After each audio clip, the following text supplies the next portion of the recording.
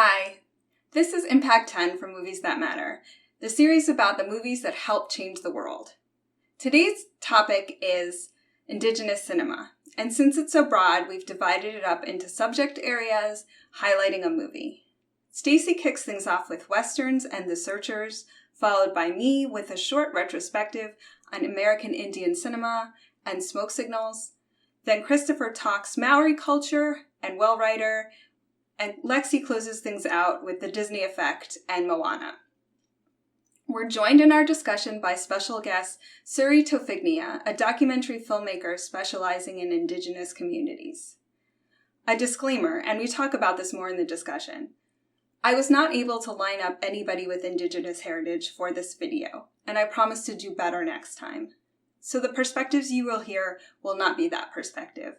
I strongly encourage you to use the links provided in the description and follow up on our recommendations and seek out your own knowledge in Indigenous voices and content creators, and follow up with Indigenous perspectives on any issues that you find interesting in the discussion.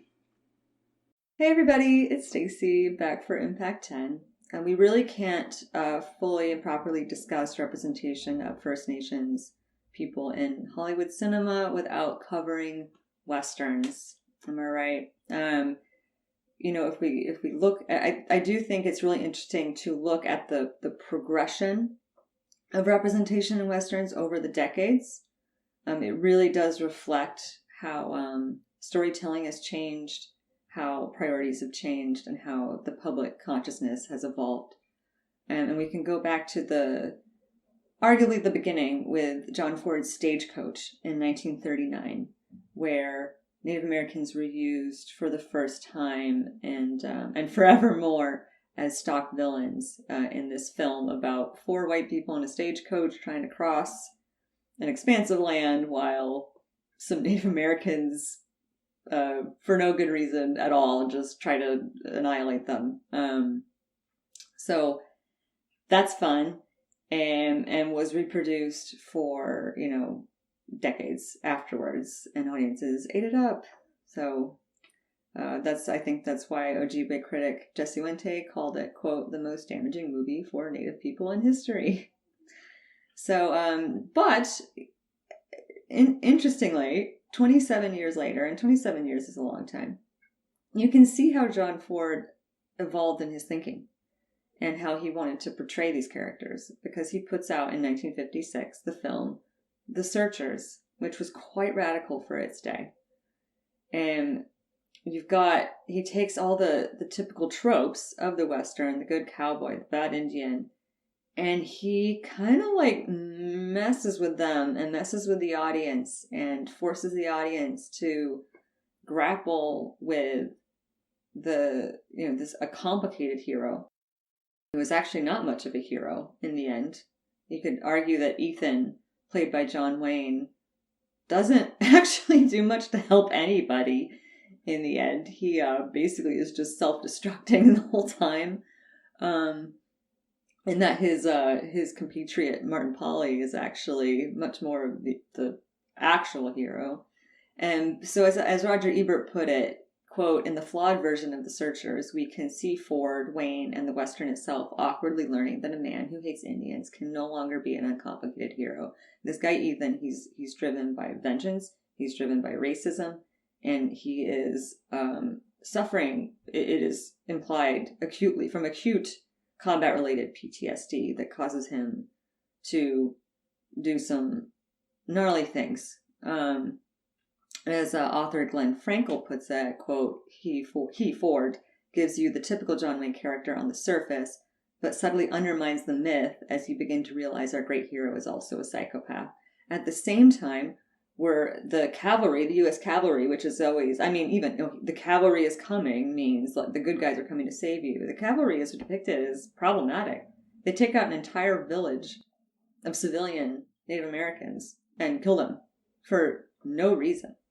And it's said explicitly that that's what's happened. They are implicated in that. And the chief Scar, who is supposed to be, who is presented as the villain throughout most of the film, we find out only conducts these ambushes and raids because the white settler killed his sons. And he even says, like, for every one of my sons that white men killed, I'm going to take out 100 of y'all, because my sons were each worth 100 of you. And so we kind of have to see that, like, Ethan and Scar are not any different. So that must have been really challenging for audiences who were coming in expecting like a cowboy versus Indian shoot 'em up to be presented with like, like this is all prejudice and racism and manifest destiny and genocide and really problematic. And it's the first film that I am aware of that really proposed those issues. And then much later, we have, Dances with Wolves in 1990, which is a flawed film. But as representation and progress and such usually goes, it goes in steps.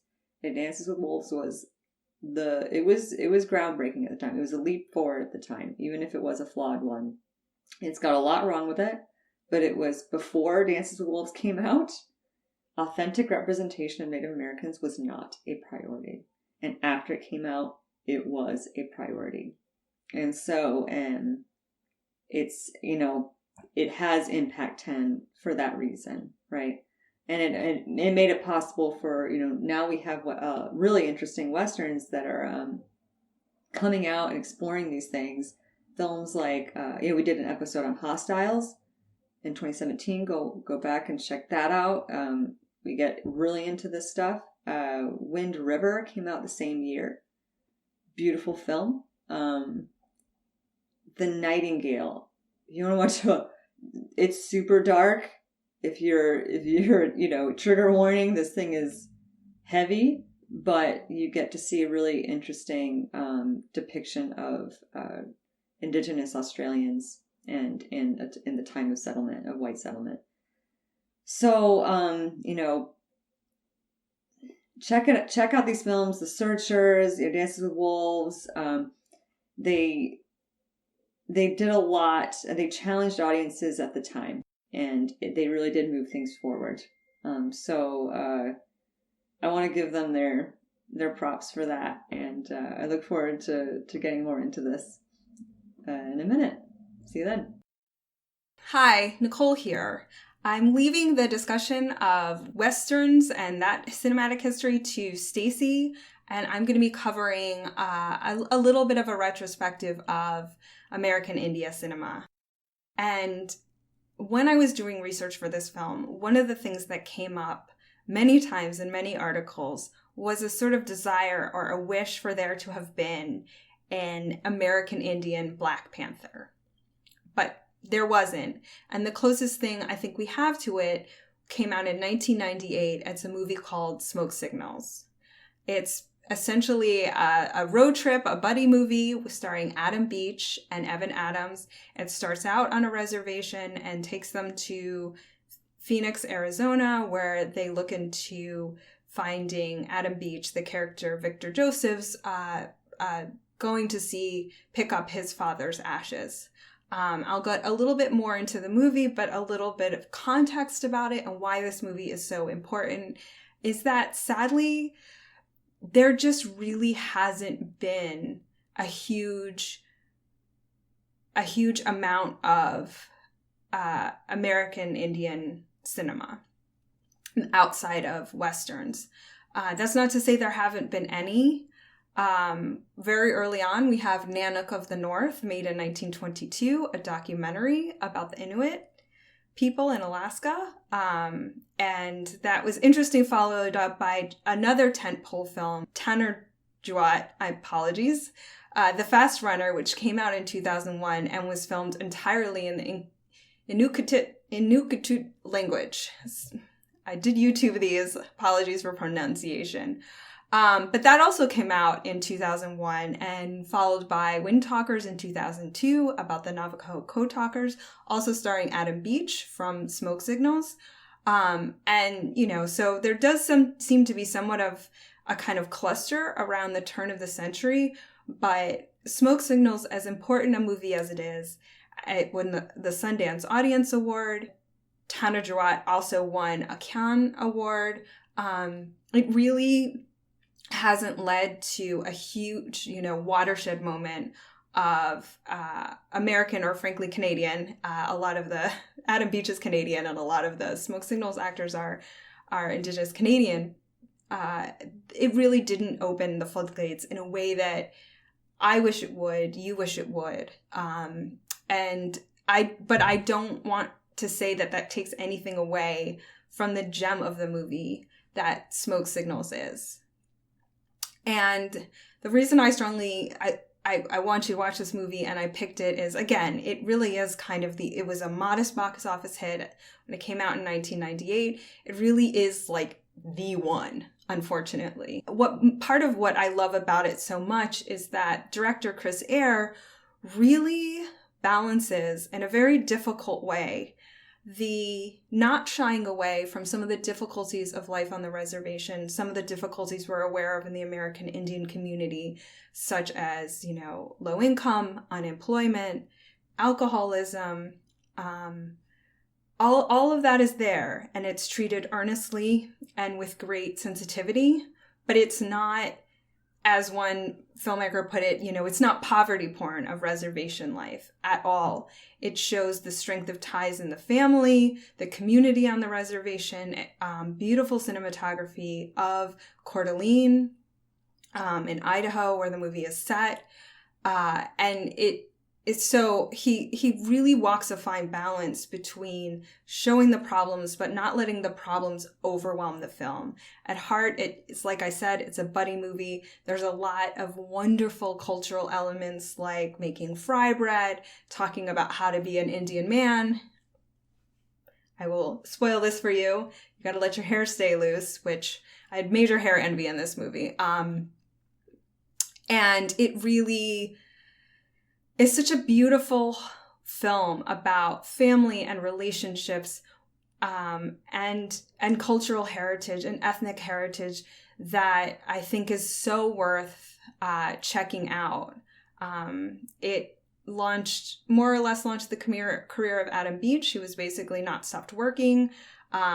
He was in Windtalkers, the Navajo movie, playing a Navajo character. He was also in Hostels most recently, and an MTM episode on that. Several of the actors in the movie were featured on Northern Exposure, one of the few American television shows that really had many American Indian characters. Sadly, in a giant step backwards, it also cast a white actor in sort of the lead role from that community. Really sad. So I'm sure I'm overlooking many things, and it's sad that there isn't so much more to talk about in thinking about American Indian cinema, but we do have this precious gem that is Smoke Signals, and I encourage you all to check it out, and I will see you in the discussion. Hello, my name is Christopher Robinson, and today I would like to talk to you about the 2002 movie Will Rider. Written and directed by Nikki Caro. It was a movie about a young girl, a 13-year-old girl, trying to find the worth and respect of her grandfather, a staunch traditionalist, who is the chief of their small village on Whangarei, a small on the coast of New Zealand.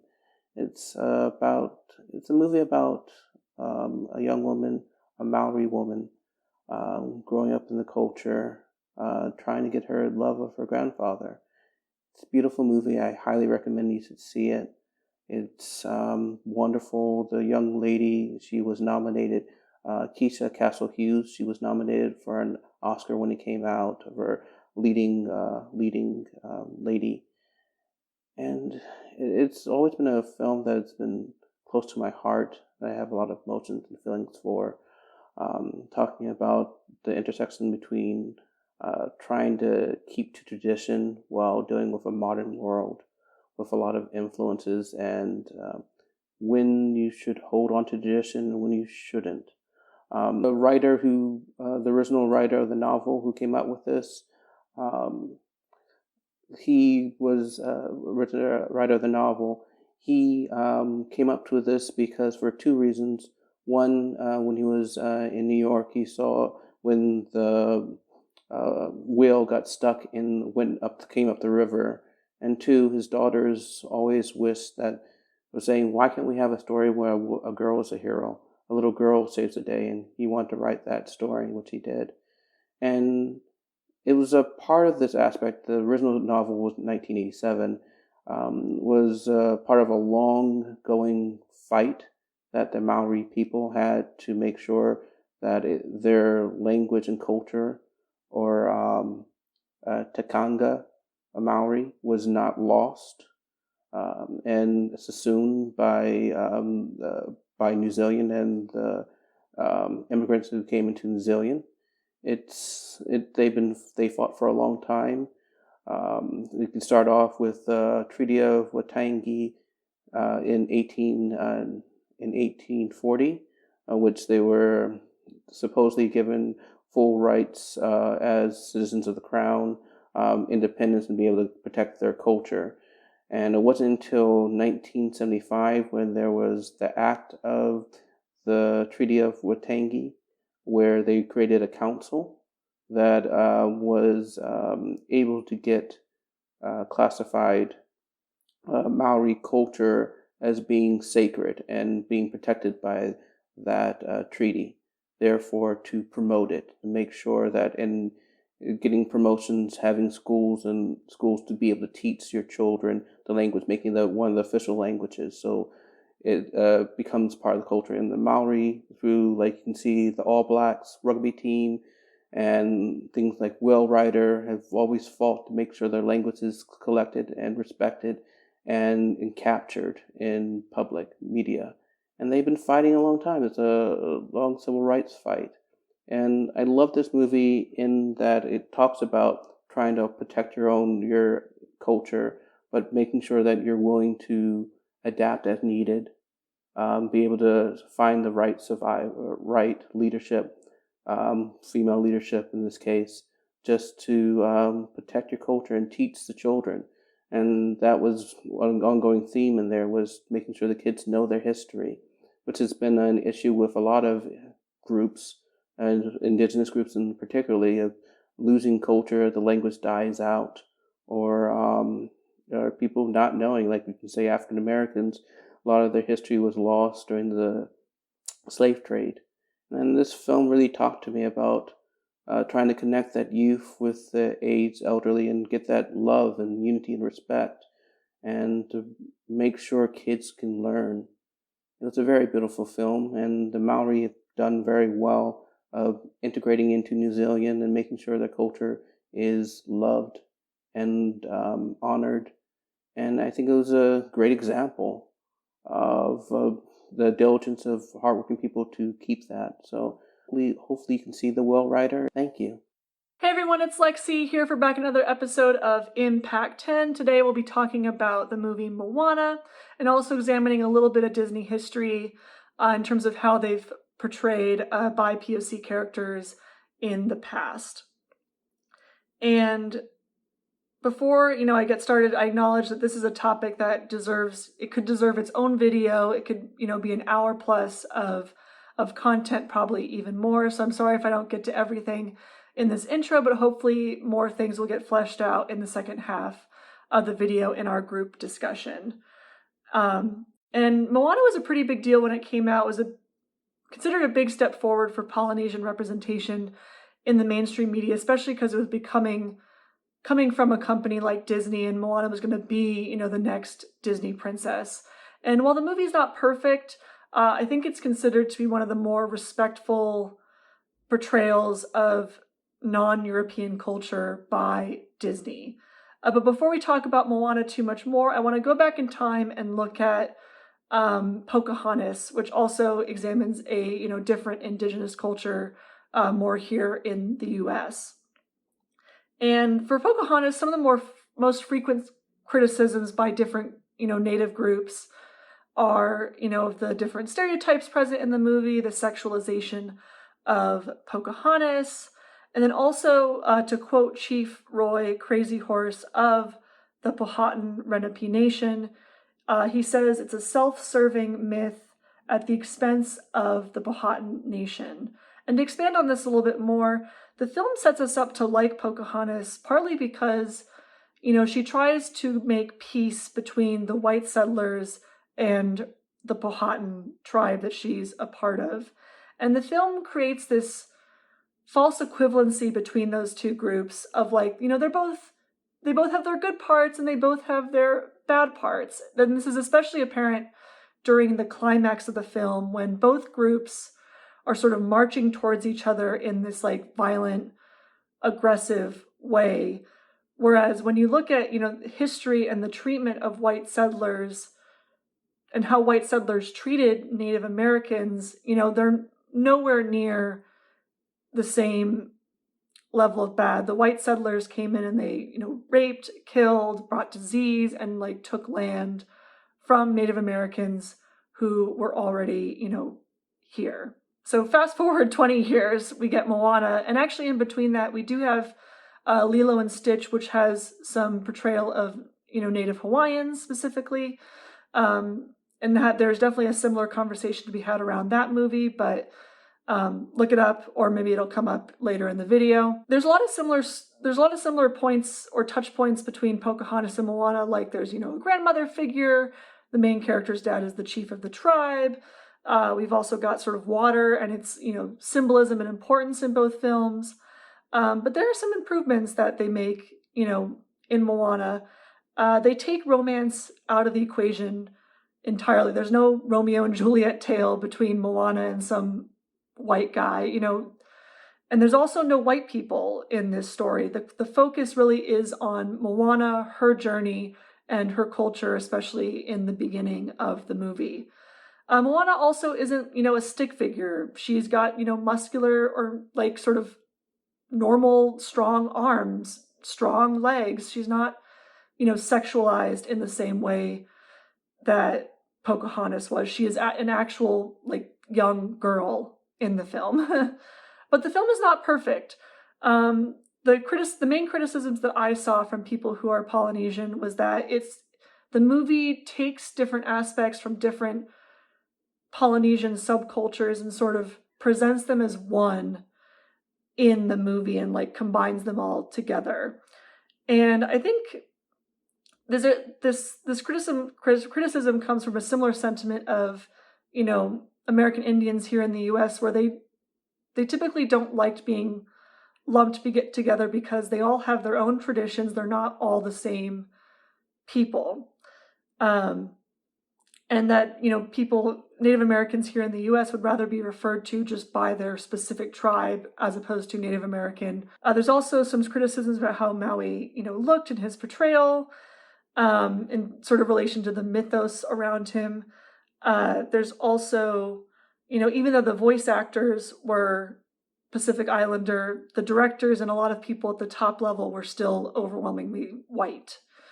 And also, this is my own thought, but I saw this come up in other articles that I read, is that we need more modern films about, Indigenous and Native groups, because I think when we see films that are, from before times, we forget that the effects of colonialism are still playing out today and still have impact on, tribes here in the US and other Indigenous groups.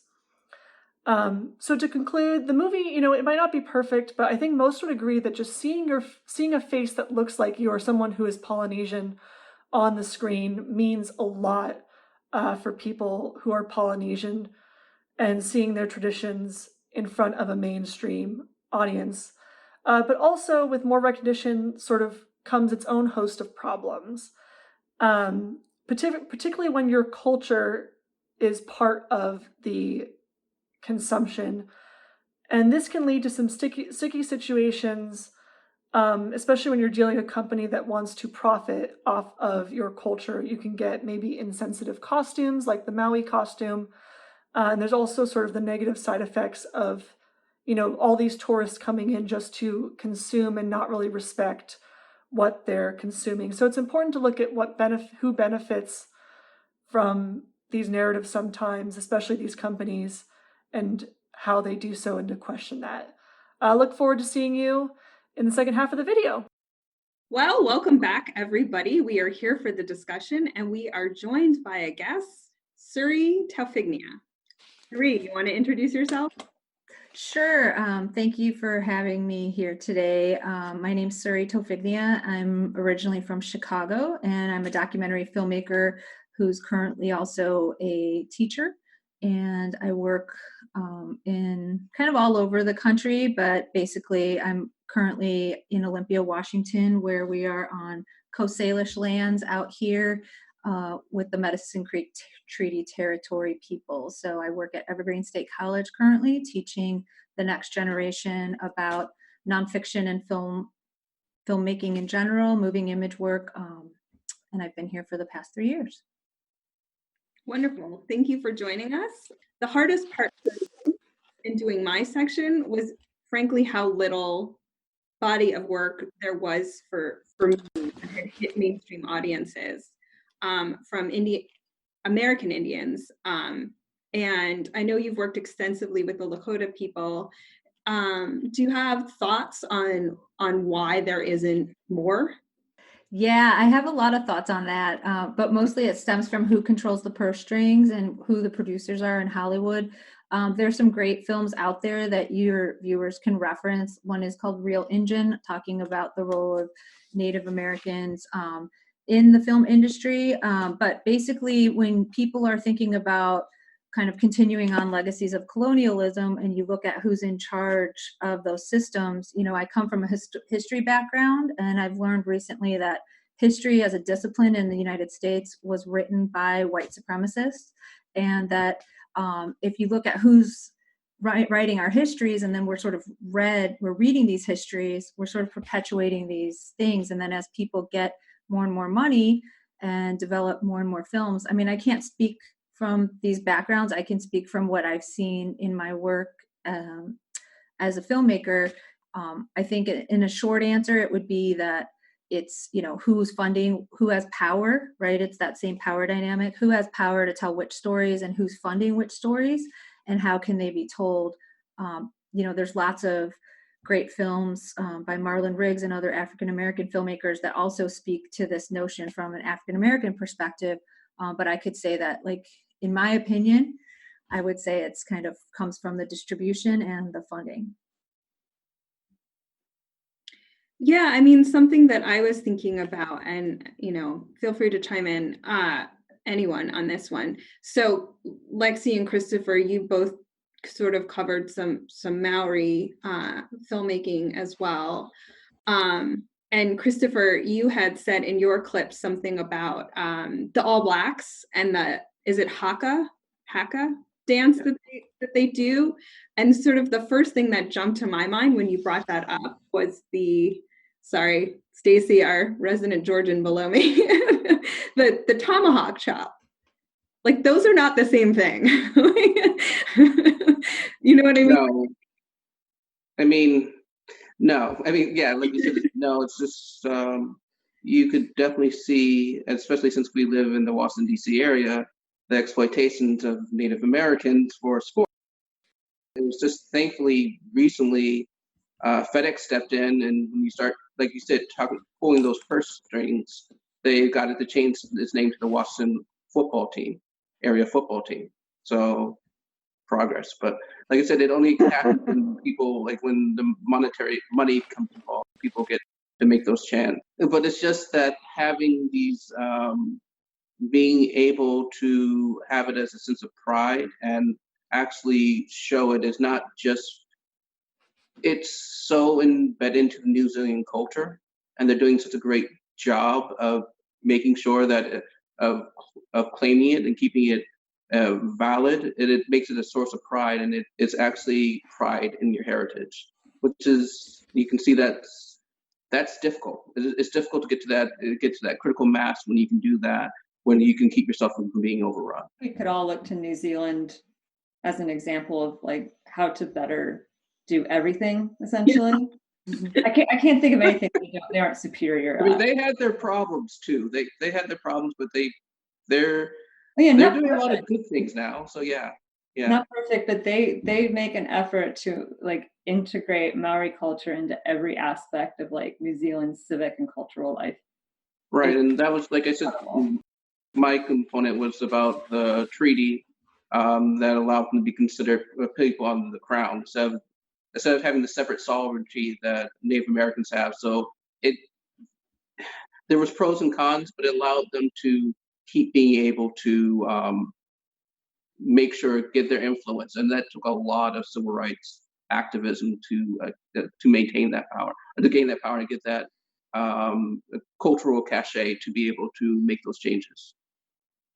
I think in recent news, wasn't there, didn't the Prime Minister appoint someone who was Maori descent or indigenous to her cabinet? It was like the first time that had happened ever in New Zealand history. Let me see if I can pull up the name. It actually surprises me that it only just now happened. Nah, Yeah. not surprising to me, but I'm more of a cynic. It's really, really in depth, like everything that they do, and even their national university in Auckland.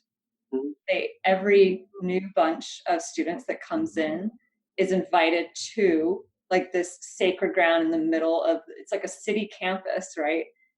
Prime real estate, and they've dedicated this whole swath of land to a ceremonial quad and like family house, and they all experience or welcomed with like this traditional welcome ceremony that like the Maori do welcome new members. Like it's in every aspect of culture, they make sure to include it. It's just I coming from where I come from, where we come from, it was just really like, it was very eye-opening for me that there was like a better way to do this.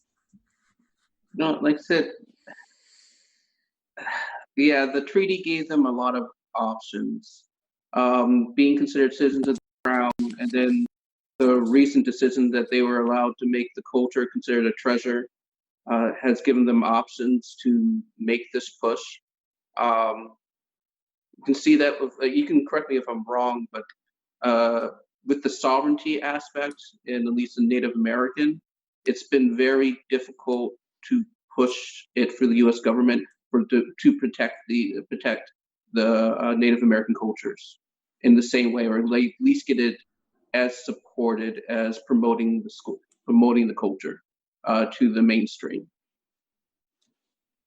Yeah, was sort of going off of that, but I'm thinking about the history discussion we were having earlier.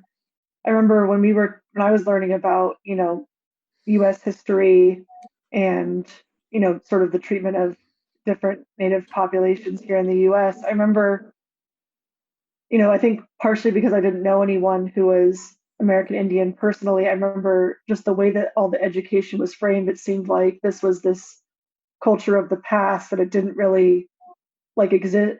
Maybe it's not what they literally said, but it's sort of, I remember having the impression as a youth that this was a culture that didn't exist today, or that it was a thing of the past, which speaks to, I think, the separation that Christopher was just talking about. Well, I think it's very telling that like most people on the East Coast and even almost to the West, like haven't met an Indigenous American.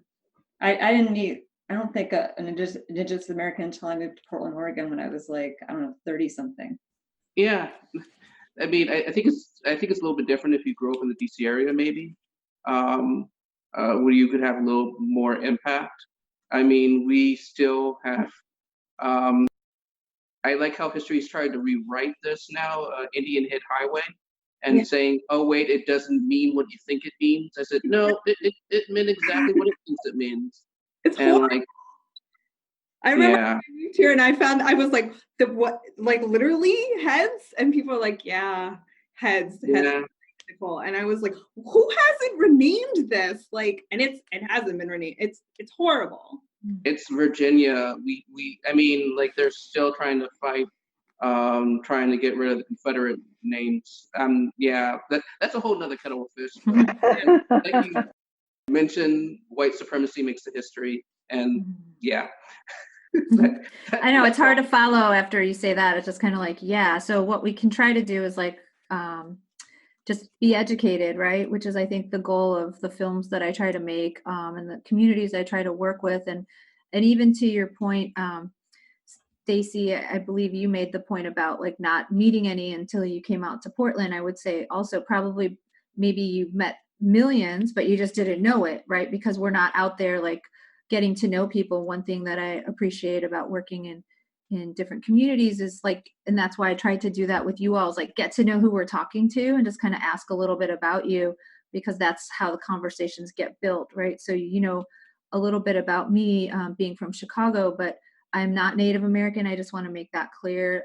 You know, I was invited here based on the films that I've made and some of the communities I work in, but it's really important that I don't present myself or misrepresent myself, because I never have and won't. You know, my people are.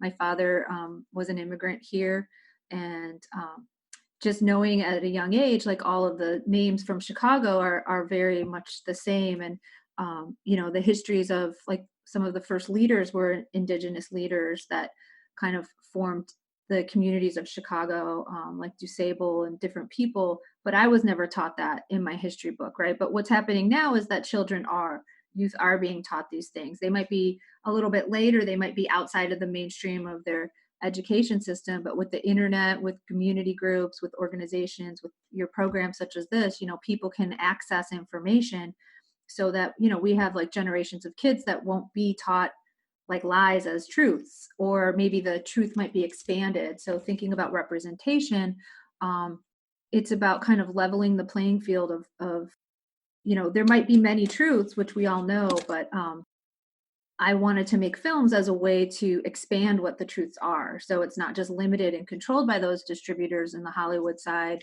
but thinking about, okay, independent work, now we have these tools. I have a camera, right? And I can also get these cameras, what I call like creative appropriation of resources, you know, take them from people that have resources and give them to people that don't have these technologies. And then once those filmmakers start making films from their own communities, which they have been for decades, in getting them out, then, you know, people like us can also become educated about the communities that we live in. So I bet that there's tons of Native filmmakers in DC, and I encourage you all to look for them too, because even though it's November and it's like Native American Heritage Month, you know, every day is really everyone's day is on the peoples that live here, and that we're all kind of, you know, here to be present, and learn, I think is beautiful. And so I really encourage you. I know that there's a big resurgence on the East Coast of Native cultures that look very diverse, that are learning their language and reinstating traditions that are being taught to them. And I think it's beautiful. So, you know, hopefully next year or next month or next week, you know, it doesn't have to end with having this conversation about representation, but maybe expanding it to find, because I said like November is a really busy month for Native peoples, and so, you know, I wanted to come here to kind of share my experience, but obviously it'd be much better hearing from actually Indigenous filmmakers, which are from all over the world. You know, in every community there's the Chiapas Media Project and Promedios in southern Mexico, and lots of Native filmmakers in the US, which I think is beautiful. You know, Yeah, unfortunately, we worked our networks and we did not plan this well enough ahead of time. That's on me as the producer. But that, just like we sort of said, the conversation didn't end with our video on queer cinema because it's too big of a topic to cover in one episode. I definitely am planning to circle back to this and with a longer lead time to set this up. But we're grateful you're here for the experience. sure. Because I think part of it is like, yes, do I want to have a whole conversation where nobody Indigenous gets to speak? No. While it's not ideal and we promise to do better next time, I think that it is still one of where Movies That Matter, the podcast focuses slightly differently. Impact 10 is also about the overlap, the things that go mainstream, the things that are taught and are learned and are absorbed by the wider culture. So to the extent that we represent the wider culture, I think it still had value. I was conflicted and we all talked about it, and we decided to go ahead because, you know what, wearing our flaws and up front is also a part of our ethos. Like, we're not perfect. We don't get it right every time. We did the best that we could. Was it good enough? No, it's not. Does that mean we silence ourselves completely? My decision was no, it does not. So yeah, I mean, I really appreciate it. And I think that we can all make the commitment to do better next time.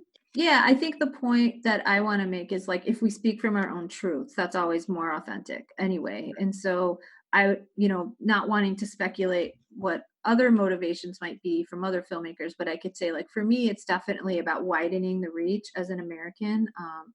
I was raised in the American school systems and watched American television. I was totally, cable came out when I was young. So I was definitely raised with watching it go from like 4 channels to millions of channels. And then with the internet, it's like live streaming and everything. So thinking about how can we kind of carve a niche within that realm to share other truths. And, I've been grateful to have a small piece in that media landscape. And I think it's really important. So I'm just happy you all are having this conversation and happy to be here, because I think we need to do more, with everything. I mean, it's just part of the goal with media, right? There are a couple Hollywood films that I could say, in my opinion, were inspiring. I don't know if you've all seen the film Thunderheart by, I think, is it Michael Apted? So it's a film that examines the American Indian movement and uses Val Kilmer as a federal agent that goes on to figure out kind of what happened during this period of time at Oglala, South Dakota. That's a really good film. And while he was there, he made a documentary called Incident at Oglala. So what I like about that film, and I like to show it to students because it's 2 approaches. So one is this Hollywood approach in Thunderheart, which most likely you might have seen growing up. It was pretty popular. And I didn't kind of realize the history when I was watching it as a younger person. But then, Incident at Oglala also gives perspectives of Native Americans that were either in the film or connected to the story. So John Trudell, who's an amazing actor, poet, musician, activist, who passed away a few years ago, he's an actor in the film Thunderheart, and then he's also interviewed in the movie. So I think your audiences would probably like those, and they are pretty accessible. I've been thinking and sort of ruminating on, I'll be honest, like, I've had this argument with my mother about, like, why can't Black people be like other immigrants? To which I'm like, the Black people, history. Like, the Black people who are immigrants are like other immigrants. Like, that's a nonsensical thing to say. But then when you and then draw back another step, our legacy and our history with American Indians and with Indigenous cultures, wherever they were colonized, like, they're not the same issues. They don't call for the same activism. They don't necessarily call for the same remedies. And I think, Lexy, to your point, I mean, my mom also once flippantly said, "Oh, everybody just learns their own Indians." And she's kind of not wrong. I'm from New York. I know a lot about the Iroquois Nation and not a lot about okay. Like, you learn the the tribes that were like native to your area, and you kind of don't. Yeah. But I think you're right. Like, and then it's like, okay, and then all the Iroquois, like, they were all shifted out of New York and they fell off the map and don't exist anymore. But like, I never learned anything. What happened? Yeah, and I don't know anything about reservation life. Like, I did not grow up near one. I've had friends who have and have talked about it. So I do think, Suree, I did watch your documentary on Standing Silent Nation. Yeah. Sorry, Silent Nation. Apologies. No problem. And I just think that in Smoke Signals and just things that show what is taking place now are just so relevant, and we just don't see it. It's just, I mean, like you said, like the other film, which was about environmental racism, and how you see that with a lot of minority groups of just, we'll dump in this area. Who really matters, and who you're willing to exploit. And it's the universal truth, unfortunately, that keeps on happening again and again and again, until you can get that political power or that economic power to push them out, or make it that make that you're valid, to show your validity and that your worth as a human being, that you can't just take exploiters like this. And that's depressing. And but it's also a constant thing that we have to continue to fight for.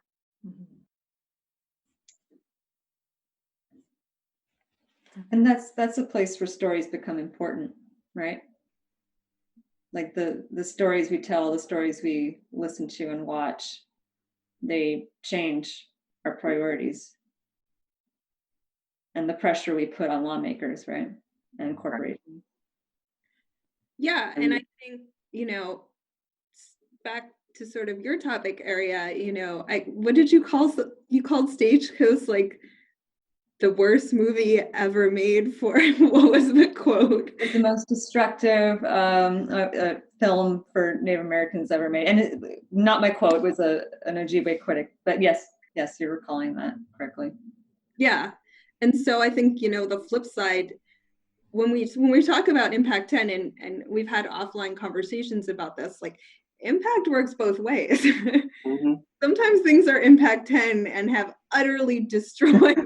So destructive. I was going to say, to your reference to Standing Silent Nation, that film was about a family and a community trying to grow industrial hemp from the late 1990s to the early 2000s, and the kind of hypocritical federal government policy of letting tribes have access to their land and treaty rights, but then saying, oh, but only if it fits within our guidelines, right? So industrial hemp, which is a 0% THC plant that is not a drug, was up until the past couple of years categorized in the same federal drug policy as cocaine and heroin and marijuana.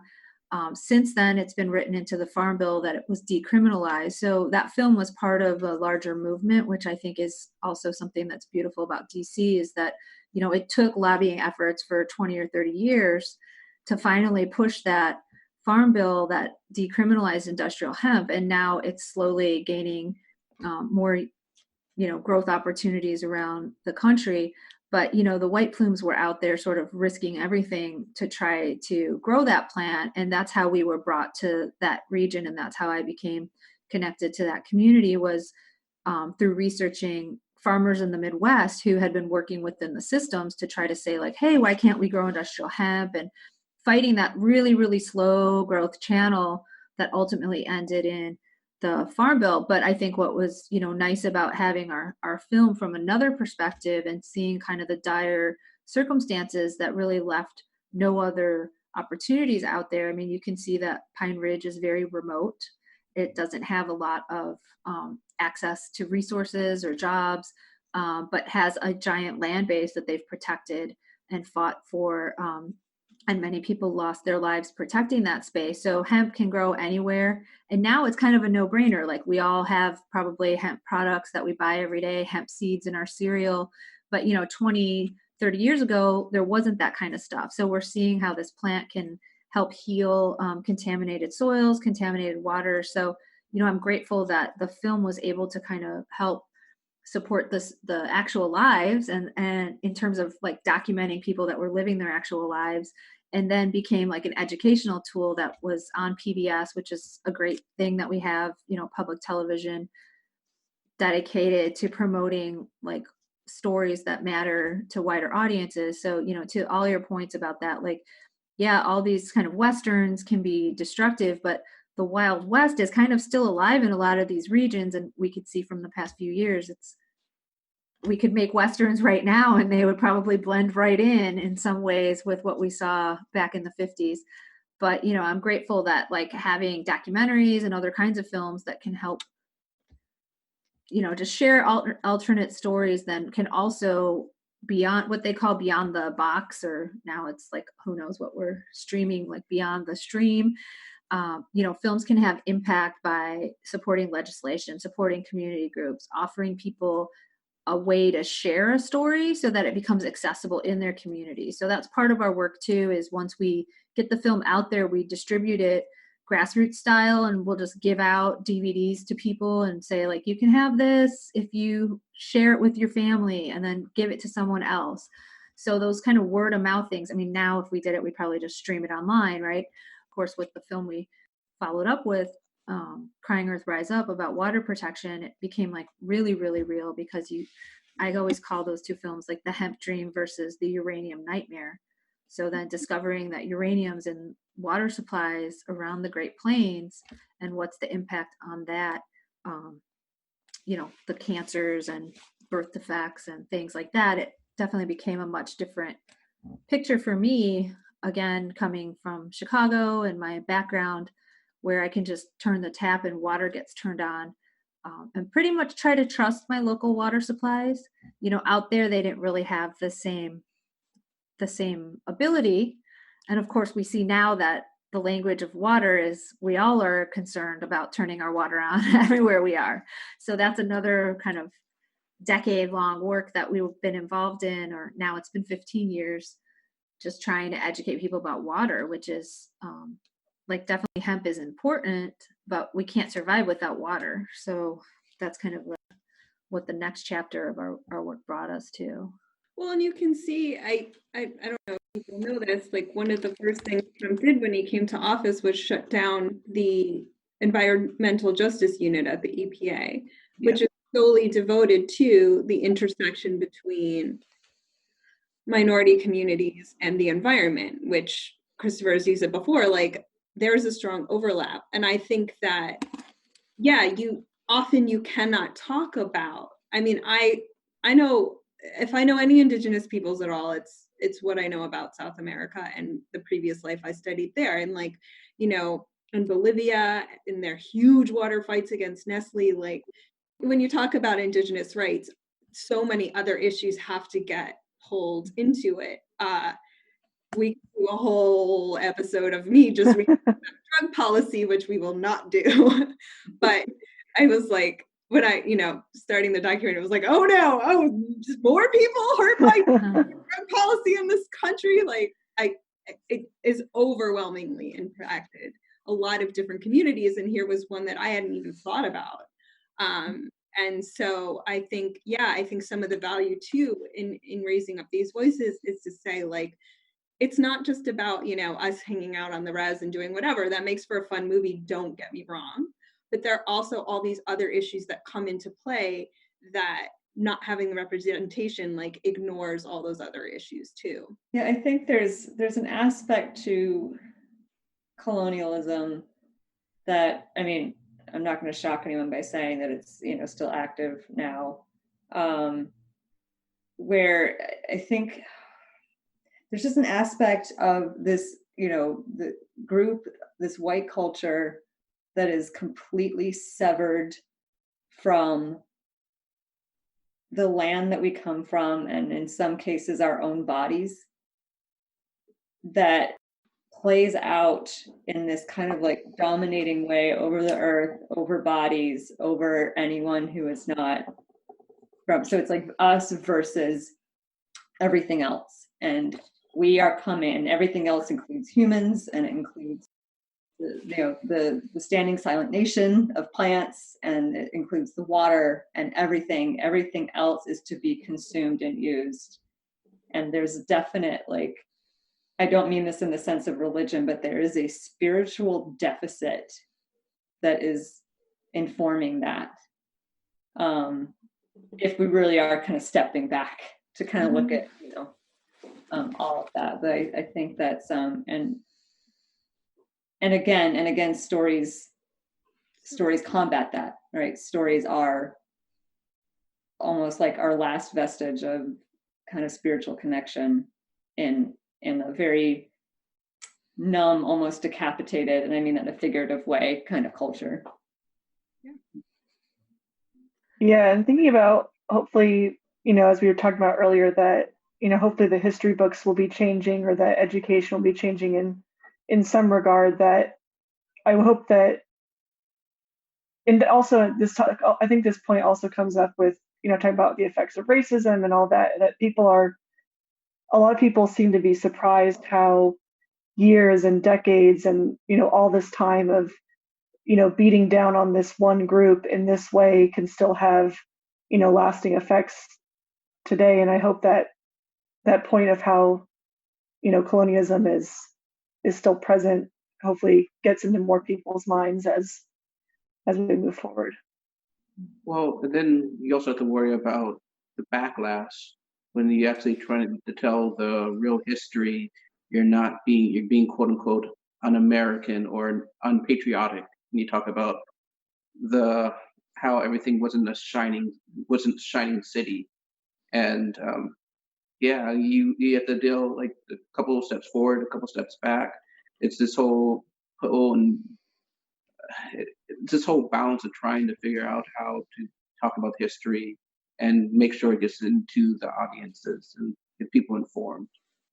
So I'm going to give it to Suree for some final thoughts. If you have any, don't feel pressured if you don't. I think like what you're saying is that there's lots of opportunity, and that's what's great about what I'm seeing happening right now in the past, 5+ years, is just the more Indigenous voices that are getting out there, the more people making collaboration and, just really looking for these alternative stories. It's just like every kind of film genre that we look at. If you follow like the mainstream Hollywood blockbuster, you're not going to see a lot of great identifications of all different kinds of people, because it's easier to fit to the stereotypical tropes. They're quick and easy. And it's easier to take a history that's a beautiful history and then make it cinematic or Hollywood plotline driven. And I'm always, questioning, like, why did we have to change that? Like, actually very dramatic, just written as truth. But someone somewhere that was a writer was like, well, I want to write this in. And, so just letting people kind of tell stories in different ways, I think is really exciting. And, there's a lot of people out there doing it. And I'm just grateful to do my part. So, like I said, we'll have links to everything we've discussed. We encourage you to check out Suree's work and other work from the Lakota Nation, which she has thoughtfully provided links for. The movies here, Own Voices, as not represented by this particular episode, is actually quite important to Movies That Matter. So we strongly encourage you to find those voices and hear it from them and not from us. And remember, movies matter. And so Do you.